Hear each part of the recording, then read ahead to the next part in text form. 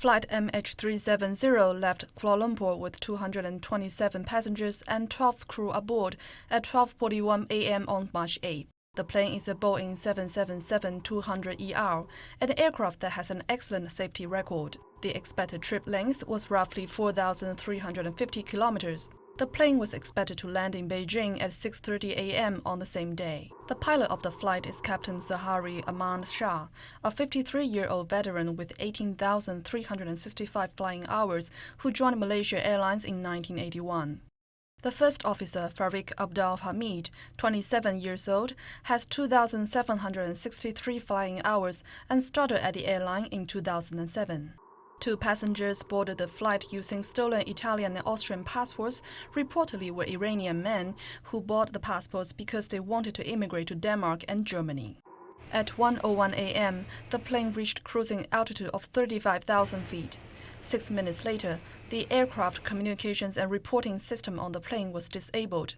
No further engine data was received after this time. At 1:21 a.m., the plane disappeared from civil air traffic control radar. Its last confirmed position had it flying over the South China Sea, roughly midway between Malaysia and Vietnam.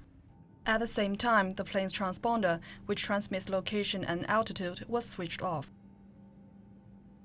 At 2:15 a.m., military radar tracking shows a possible aircraft with a last known location just over Pulau Perak in the Strait of Malacca. The data shows the aircraft first climbed to 45,000 feet, turned sharply to the west, then descended unevenly to 23,000 feet as it approached Penang before heading northwest.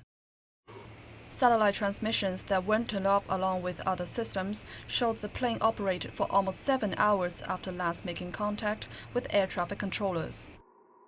The last confirmed communication between the plane and the satellite was recorded at 8:11 a.m. U.S. investigators said the plane's most likely last known location was in a zone about 1,609 kilometers west of Perth, Australia. On March 10th, authorities doubled the search radius to 100 nautical miles around the area where MH370 disappeared from radar. On March 11th, the search area expanded to include land on the Malaysian peninsula itself. On March 12th, it expanded to include the Malacca Strait off the country's west coast and the Andaman Sea north of Indonesia, and to the remote Andaman and Nicobar Islands on March 13th. On March 14th, the search spread west to the Indian Ocean.